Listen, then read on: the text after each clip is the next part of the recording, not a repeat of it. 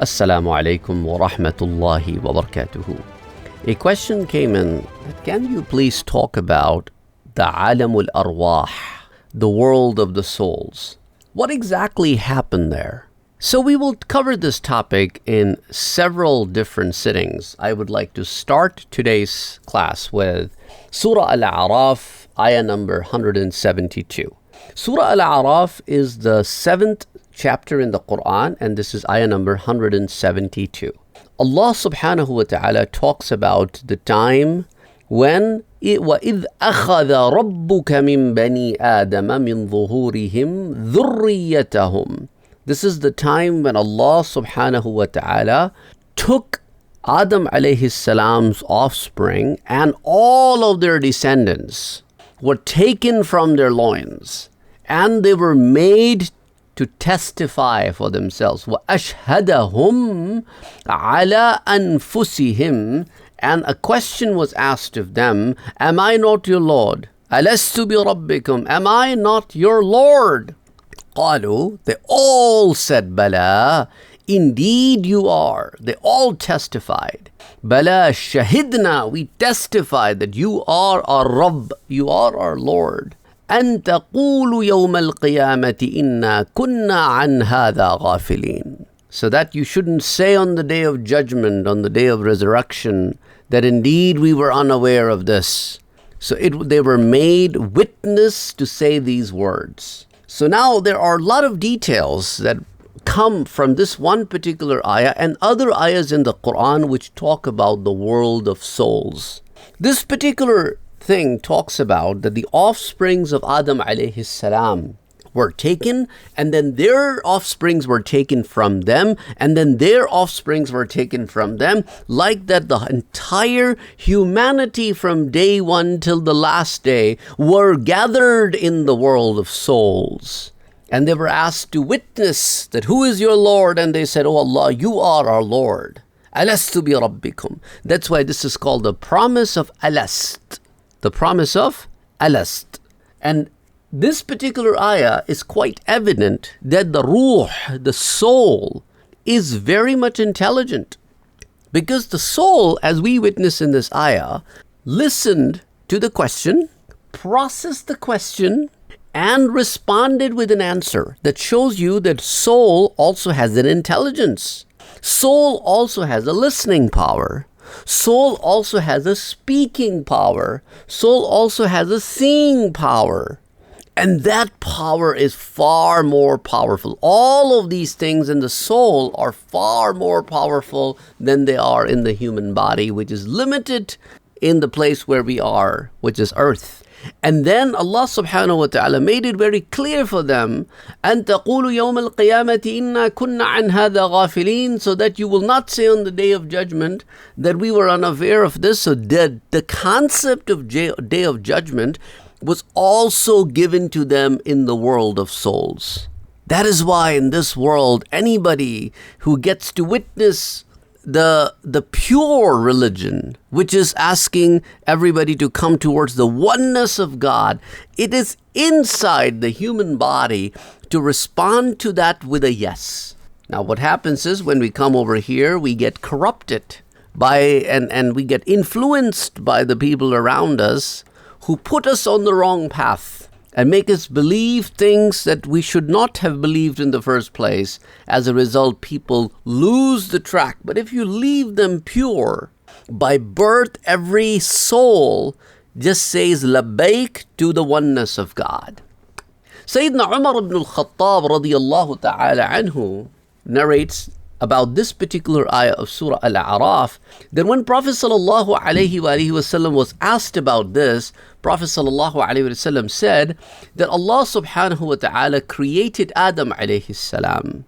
And then Allah subhanahu wa ta'ala ordered an angel to come to Adam alayhi salam and order his descendants to come out of him. So the first set of descendants, when they came out of it, and with the touch of the angel's right hand, they came out, and Allah subhanahu wa ta'ala told Adam alayhi salam that these are your offsprings that will go in Jannah.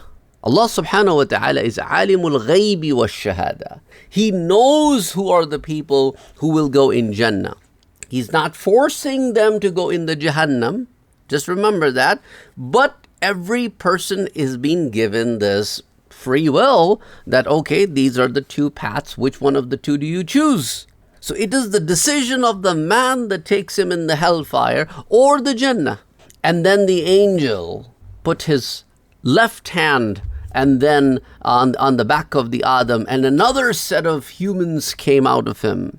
And another set of offsprings came out of him. And Allah subhanahu wa ta'ala said, these are the ones from your offsprings that will do bad deeds to an extent where they will go in the hellfire. So Allah is not forcing them to go in the hellfire. They with their deeds will force themselves into hellfire. So a man asked, Ya Rasulullah sallallahu alayhi wa alihi wasallam, if the man has been created to go in Jannah or been created to go in the hellfire, then what is the point of doing the deeds?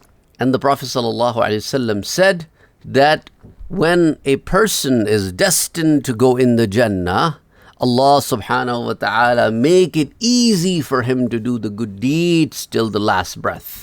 And when a man is destined to go to Jahannam, then the man works on the bad deeds till the last breath, till the person enters the Jahannam. Imam Tirmizi reports it and says this is a Hasan category of the hadith, hadith 3086, and it is also reported in Sunan Abi Dawood, Muwatta Imam Malik, Musnad Imam Ahmad, Sahih Ibn Hibban, and similarly in Imam Hakim reports it in Al-Mustadrak. Several different books of hadith reports this. Similarly, Abu Hurairah radiyallahu ta'ala anhu reports that Prophet sallallahu alayhi wa sallam said that when Allah subhanahu wa ta'ala created Adam alayhi salam, and from him when his offsprings came out as souls, and all the souls that will come as children of Adam till the day of judgment, they all came out. Every one of them were given eyes, two eyes, and a light, a nur was placed between the two eyes. And all of these souls were presented in front of Adam alayhi salam. So Adam alayhi salam asked Allah, "O Allah, Ya Rabb, who are these?" Allah subhanahu wa ta'ala said, these are your offsprings, your descendants. And Adam alayhi salam looked at them and found one person who was given nur between his eyes. It was glowing bright to an extent where Adam alayhi salam really, really liked it and said, Ya Allah, who is this? And Allah said, this is from your offsprings. Towards the end, in the end ummahs, there will be a man by the name of David, Dawood alayhi salam. This is the soul of Dawood.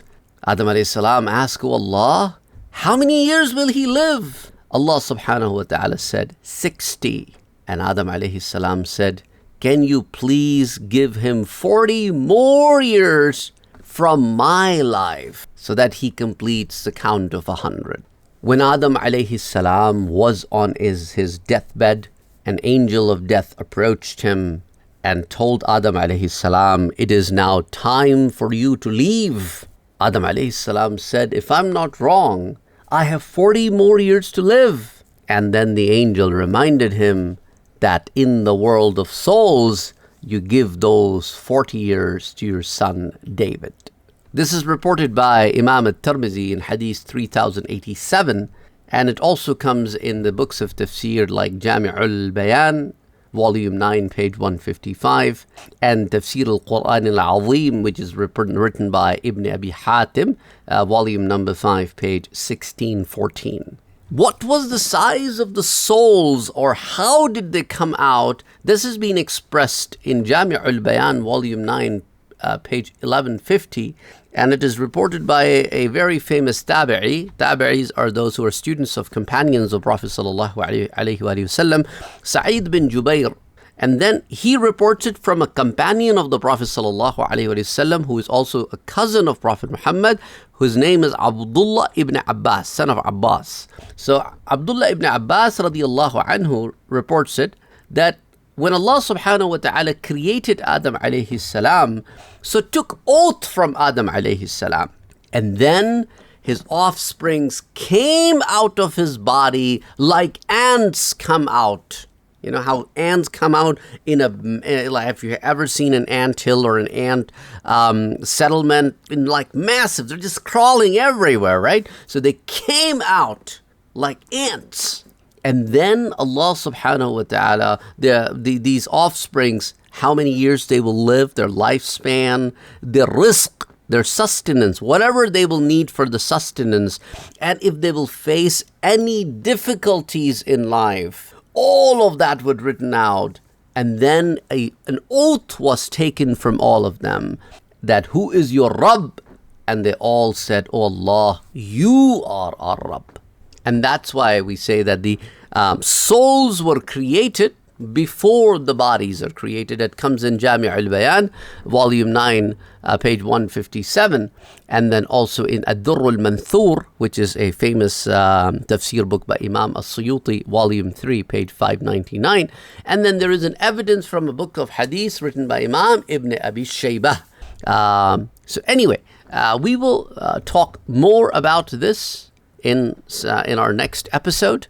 And inshallah, I hope you're interested in knowing more about what happened in the world of souls. As I told you, we will be covering this topic in several episodes because there are a lot of details involved in this process. Till next time, Assalamu alaikum wa rahmatullahi wa barakatuh.